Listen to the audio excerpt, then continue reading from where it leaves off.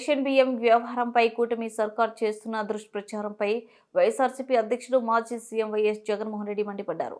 Ration బియ్యంపై వారి కథనాలు మాటలు చూస్తుంటే ఆశ్చర్యం కలుగుతుందన్నారు. అసలు అధికారంలో ఎవరున్నారు అనే సందేహం వస్తుందన్నారు. రాష్ట్రంలో అధికారం మారి 7 నెలలైంది. మంత్రులు వాళ్ళే, అధికారులు వాళ్ళ మనుషులే, చివరకు చెక్ పోస్టులు వాళ్ళు పెట్టినవే ఉన్నాయి. కాకినాడ పోర్టులో కస్టమ్స్ వాళ్ళు, భద్రతా సిబ్బంది వాళ్ళే ఉన్నారు. అటు కేంద్రంలోనూ ఇటు రాష్ట్రంలోనూ వాళ్ళే ఉన్నారు. మరి ఎవరి మీద నిందలు వేస్తారు, ఎవరి మీద దుష్ప్రచారం చేస్తారు అంటూ వైఎస్ జగన్ ప్రశ్నించారు. Diversion politics. ప్రతిరోజు ప్రతి నెల ఒక టాపిక్ తీసుకొస్తారు. ఏదో ఒక టాపిక్ తీసుకొచ్చి గోబల్స్ ప్రచారంలో భాగంగా ప్రతి ఒక్కడు దాన్ని అందుకుంటారు. ఓసారి తిరుపతి లడ్డు అంటారు, ఇంకొకసారి జూన్లో ఋషికొండ భవనాలు అన్నారు, జూలైలో శ్వేతపత్రాలు మదనపల్లి ఫైల్స్ అన్నారు, ఆగస్టులో ముంబై నటి నా పేరేం పేరు కాదాంబరి అన్నాడు, సెప్టెంబర్లో ప్రకాశం బ్యారేజీని బోట్లతో ఢీకొట్టి గేట్లను పడగొట్టాలని చెప్పి మనం ప్లాన్ చేసినామని అంటాడు. అక్టోబర్లో సరే ఇంకా ఎట్టాగ మీరు అంతా చూశారు, నా కుటుంబాన్ని తీసుకొచ్చినాడు. నవంబర్కి వచ్చేసరికి బడ్జెట్పై దృష్టి మళ్లించడానికి 14 లక్షల కోట్ల అప్పులు అని చెప్పి,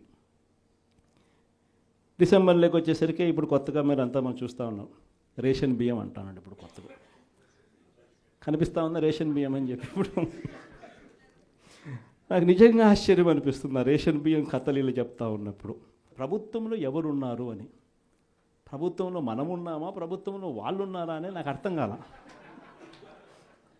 7 నెలలు అయిపోయింది, దాదాపుగా 6.5 నెల అయిపోయింది వాళ్ళ ప్రభుత్వం వచ్చి. 6.5 నెల 7 నెలలు అవుతూ ఉంది వాళ్ళ ప్రభుత్వం వచ్చింది.